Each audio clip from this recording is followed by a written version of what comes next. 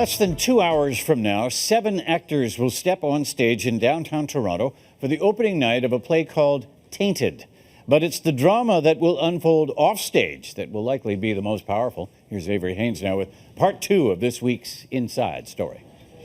And Gord, that play that's about to open is the culmination of an incredibly moving week for Andrew Cumming. It was just Tuesday, right here on the Inside Story, that the Bay Street money trader bared his soul, going public with the fact that he has been living for decades with the fallout from this country's worst ever medical scandal.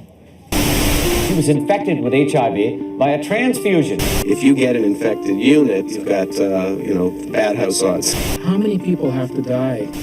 It was the beginnings of what would later be defined as the deadliest medical scandal in this country's history. The public has a right to view this as a mass murder. In the mid-1980s, a horrifying discovery. The very blood that was intended to save people was killing them. If I fed my son poison, I'd be in jail. How come the Red Cross can feed him poison and get away with it? 30,000 people were infected with hepatitis C, 2,000 with HIV. Andrew Cumming, a severe hemophiliac, was infected with both. I call this the hemophilia holocaust. If you wanted to kill everybody with a certain disease, you could not engineer a method of doing it more efficiently.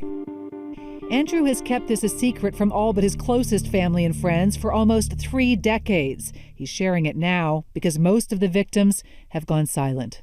Everybody else is dead, and I've survived. It's being forgotten. This is a tragedy. This happened in Canada. We can't forget.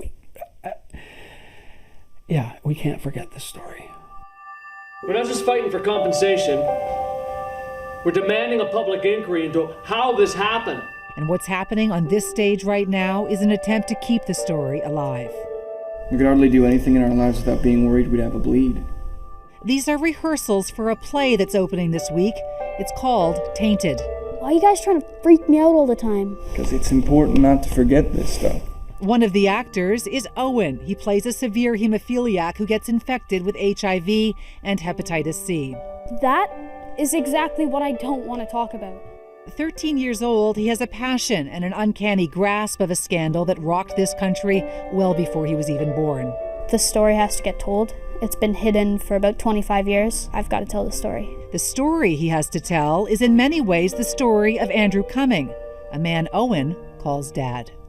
What will it be like for you to see your own son playing an element of you? I'll watch my boy. I'll watch him.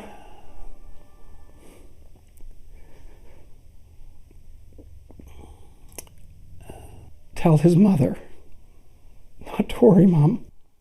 I'll be okay. And he won't be okay. Even though I do pass away in the show, my character still connects with him. My dad started self-infusing at the age of 7. I've got to tell the story for my dad's sake and let people be aware of what's happened, and so it does not happen again. Your dad is going to be sitting right here where we are now, looking down at you, playing an element of his life. How do you think he's going to handle that? I think it's going to be really tough for him. Most people say maybe follow in your father's footsteps for business. I'm literally following in his footsteps for his life. In this 1 week, one man has gone public with a story he's hidden for decades. And his own son takes to the stage to share that story with a new generation. My dad, he calls it a holocaust, and it was, and I think everyone has to know about it.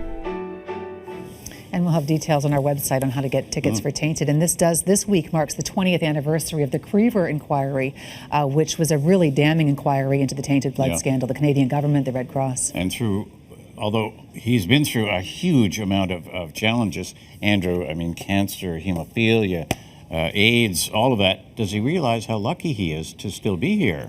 He says, and the amazing thing in this interview, I could spend forever listening to him. He's a PhD in physics from MIT. He's a really bright man. He said over and over and over again in the interview, I am so lucky, I'm so lucky, I'm so lucky. And I think he's going to feel, I'm going to the play tonight with my kids, but I think he's going to feel that luck when he's there watching his son. All right, thanks for that. Yep, and the Inside Story's off for a couple of weeks. I'm off on vacation, but you can reach out to me on Twitter at CityAvery with any story ideas. We also have a Facebook page just out. All you have to do is search The Inside Story with Avery Haynes. And the Inside Story, as you know, runs every Tuesday and Thursday, except when she's off. All segments are up on our website, citynews.ca.